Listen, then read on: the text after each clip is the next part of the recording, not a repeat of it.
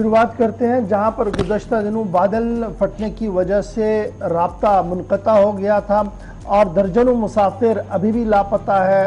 1 दर्जन से ज़्यादा लोगों की मौत हुई थी। वहीं पर एक राहत की खबर श्री अमरनाथ श्राइन बोर्ड की तरफ से सामने आई है और खबर इस वक्त ये है कि श्री अमरनाथ यात्रा जुज़वी तौर पर बहाल कर दी गई है। अमरनाथ यात्रा आज से फिर से बहाल कर दी गई है।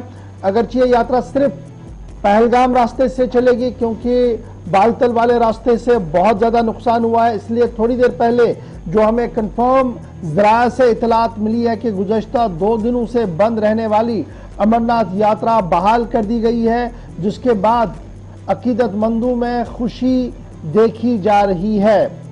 श्री अमरनाथ जी श्राइन बोर्ड के मुताबिक अमरनाथ यात्रा जो बादल फटने के वाक़े के बाद जुज़वी तौर पर मुअत्तल कर दी गई थी, आज मुनवन पहलगाम से दोबारा शुरू कर दी गई है।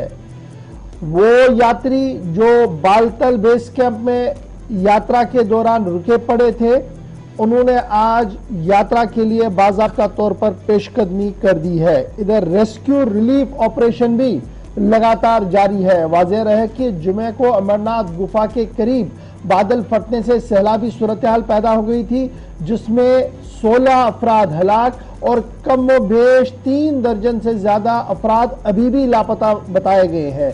मजीद 2 दर्जन से ज्यादा लोग जो है अस्पतालों के अंदर जेर इलाज है और मुख्तलिफ ज़राया अबलाग जो है वो इसको कवर भी कर रहे हैं और लगातार जो एजेंसियों की तरफ से फीड दिया जा रहा है, चाहे वो स्टेट एजेंसी इंफॉर्मेशन की हो, आर्मी की तरफ से हो, उनकी वजह से जो विजुअल्स हम आप तक पहुंचा पा रहे हैं, ये किस तरीके से स्टेट एडमिनिस्ट्रेशन और आर्मी और डिजास्टर मैनेजमेंट SDRF अभी भी बालतल वाले रास्ते को साफ करने के लिए कोशिशों में मसरूफ है। तो अच्छी खबर ये कि श्री अमरनाथ श्राइन बोर्ड ने जो ऑल्टरनेटिव ट्रैक बनाने की कोशिश की है, उसमें भी कमोबेश 70 से 80% कामयाबी मिल चुकी है। लेकिन पहलगाम से थोड़ी देर पहले ये इतला सामने आई है कि वहां से यात्रा को बहाल कर दिया गया है। ये तो यात्रा के हवाले से अच्छी खबर है, लेकिन अब कुछ बुनियादी मामले भी है श्री अमरनाथ श्राइन बोर्ड को लेकर। इस बार यह कहा गया था कि जदीद आलात और टेक्नोलॉजी का इस्तेमाल किया गया है और उनमें यह बात कह दी गई थी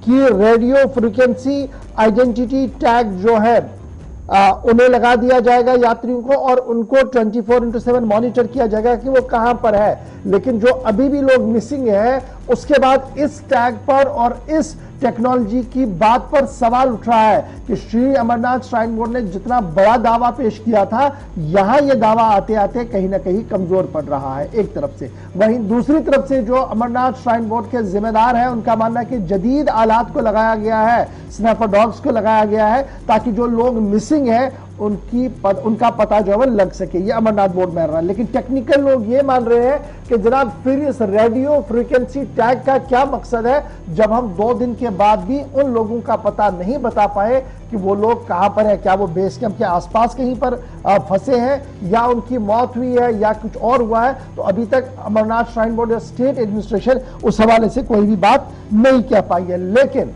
आर्मी की तरफ से जो इंजीनियरिंग डिपार्टमेंट है, राउंड द क्लॉक काम किया जा रहा है। बड़े बड़े डोजर्स को, बड़ी बड़ी आलात को गुफा तक पहुंचाने की कोशिश की जा रही है और जो मलबा और जो पत्थर इस ट्रैक पर आए हैं, उन्हें साफ करने की कोशिश की जा रही है। पूरे ये देख लीजिएगा, इससे आपको पता लगेगा कि किस तरीके से जो बड़े डोजर्स हैं, बड़े आलात हैं, खींच कर ऊपर लाया जा रहा है, क्योंकि रास्ता उतना नहीं है कि आप चला कर ले आए। इसलिए लोकल लोग जो यात्रा के साथ जुड़े हुए हैं, जो पोर्टर जुड़े हुए हैं, जो आर्मी के जवान वहां पर डिप्यूटेड है, जम्मू कश्मीर पुलिस के जवान जो डिप्यूट है, वो किस तरीके से इन हालात को ऊपर पहुंचा रहे हैं, वो आपको इस छोटे से वीडियो से जो है वो पता लग सकता है। स्टेट डिजास्टर रेस्पॉन्स फोर्स लगातार वहां पर बैठा हुआ है, जो काम कर रहा है। NGRF काम कर रहा है, BSF है, CRPF है, जम्मू कश्मीर पुलिस के साथ साथ आम नौजवानों ने भी जो यात्रा के साथ जुड़े हुए हैं, कल सिर्फ तकरीबन 20 से 25 मिनट का उन्होंने वक्फा लिया होगा, जब नमाज ईद उन्होंने बालतल बेस कैंप पर अदा की वहीं पर,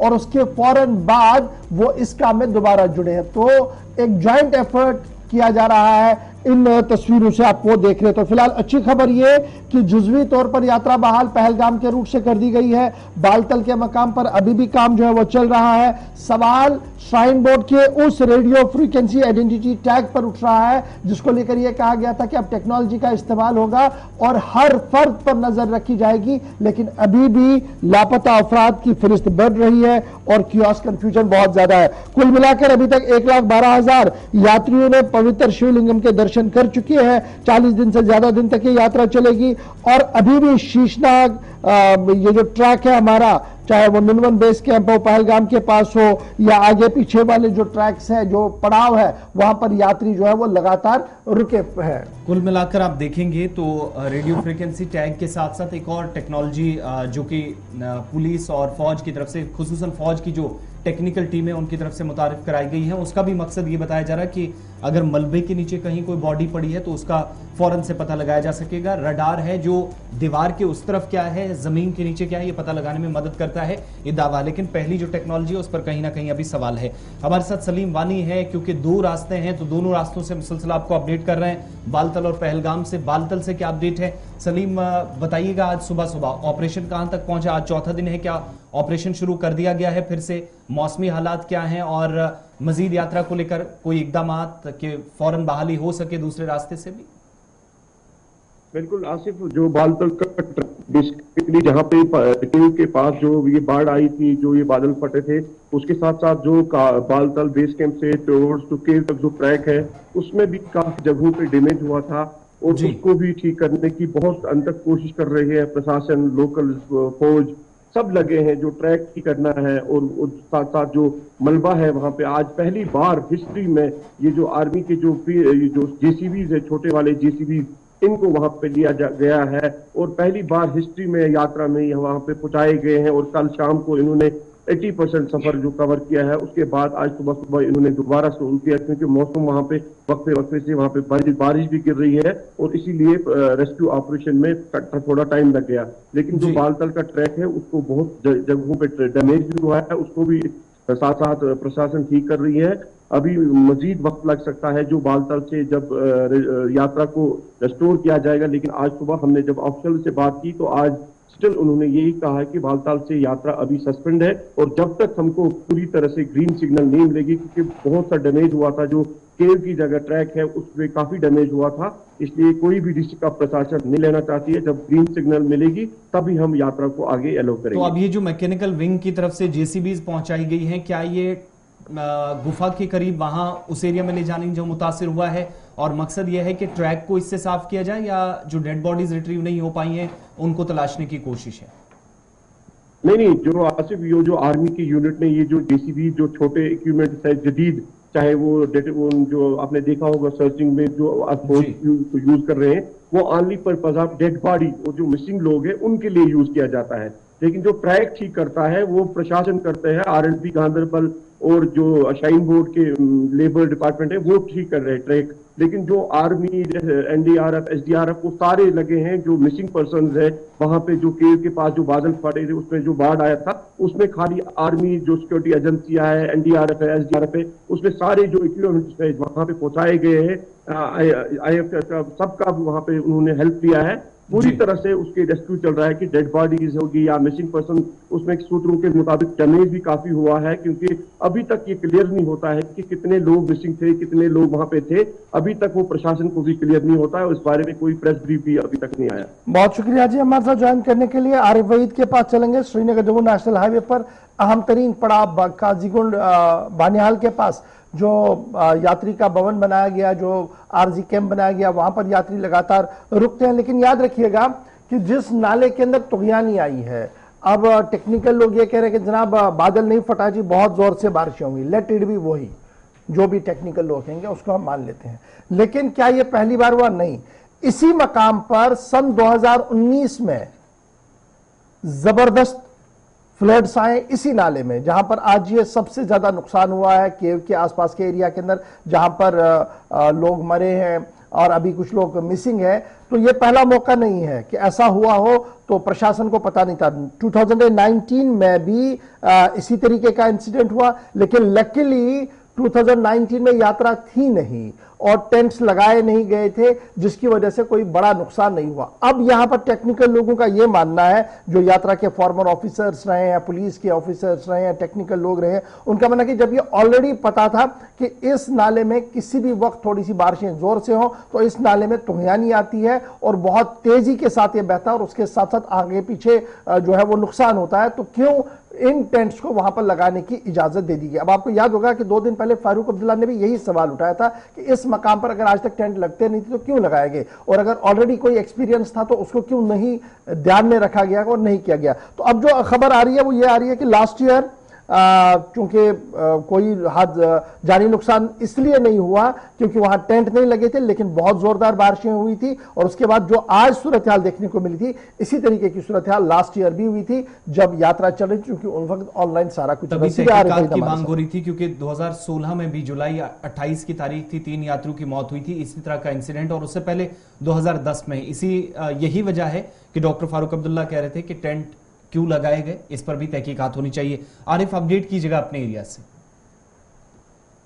जी बिल्कुल आसिफ, मैं आपको बताता चलूं कि आज अगर सबसे पहले मौसम की बात करें तो मौसम में जो है एक जरूर तब्दीली है। आज मौसम खुशगवार है। अगर रामबन बनिहाल स्ट्रेच की हम बात करें तो इसके साथ में जो यात्रा की अगर हम बात करें, जो 2 दिन जो चंद्रकूट के मकाम पे जो यात्रा डिटेन थी, तो उसको आज बाकायदा जो है वादी की तरफ जो है हरी झंडी दिखाई गई सुबह सुबह, और उसके साथ में जो जम्मू से एक जत्था जो है वो भी बानिहाल जो है पहुंचने वाला है, और कहीं ना कहीं पे यहाँ जो डिटेन्ड यात्री थे रामबन जिला के अंदर, उनको सुबह सुबह कश्मीर के लिए जो है हरी झंडी दिखाई गई। अब उससे आगे जो है क्या प्रोसीजर रहेगा वो एडमिनिस्ट्रेटिव एक पॉइंट है, लेकिन अगर इस वक्त बात करें जैसे पिछले कई दिनों से जो है हल्की हल्की बारिश होगी और कौमी शाहरा पे जो है साफ सफाई का काम भी चल रहा था, लेकिन आज हम जिस तरह से कल शाम से ही हमने देखा कि जम्मू सड़क कौमी शाहरा पे बिना किसी खलल की जो है लोकल ट्रांसपोर्ट भी चलता हुआ दिखा, और उसके साथ में अगर बात करें तो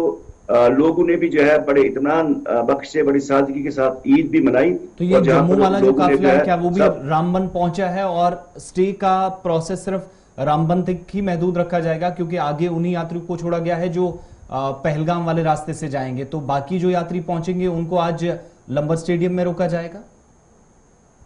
जी बिल्कुल आसिफ, देखिए जो सुबह सुबह मॉर्निंग में जो डिटेन थे, जो चंद्रकूट के इलाके में जो 2 दिन यात्री डिटेन इनको किया गया था, उनको टनल के रास्ते जो है वादी की ओर भेजा गया। अब जो जम्मू से जो फ्रेश एक जो जत्था है, तो वो बिल्कुल सेरी या पंथियाल के बिल्कुल बीच में जो है वो ऑन वे है।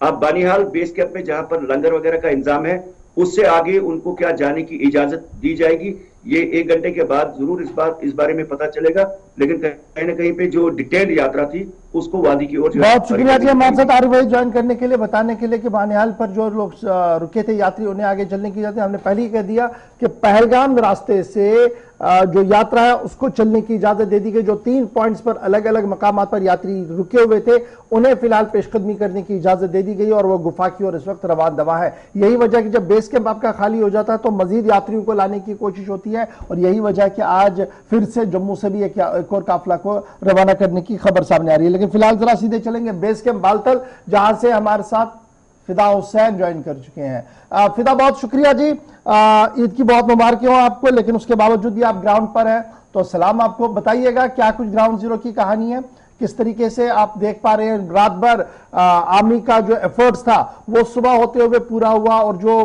ट्रैक टूटा हुआ था उसको बनाने की कोशिश की गई, जिसके बाद आज जो 3 मकामात पर यात्री थे उन्हें आगे जाने की इजाजत मिल रही है।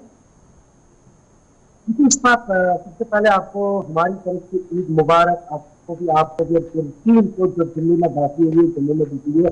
और अब बात यात्रा नहीं की, काफी ज्यादा रश था, और उस रश को देखने के लिए लश्कर गवर्नमेंट बेस पर पहुंच गए, और जब वो वहां पर पहुंच गए जोश काफी ज्यादा था। फिर भी श्रद्धालुओं के अंदर उनका यही मानना था सरकार से कि अगर आप चाहते हैं, अगर रास्ता ठीक है तो हमें आगे जाने की इजाजत मिलनी चाहिए। लेफ्टिनेंट गवर्नर साहब ने उनको यकीन दिलाया कि कल तक आपको यहाँ से आगे जाने की इजाजत मिल जाएगी, क्योंकि ट्रैक पर काम जो है वो काफी तेजी से चल रहा है। हालांकि पहलगाम ट्रैक की जहां तक बात की जाए, पहलगाम ट्रैक तक इतना नुकसान नहीं हुआ था जितना बालटाल के रास्ते से हुआ था।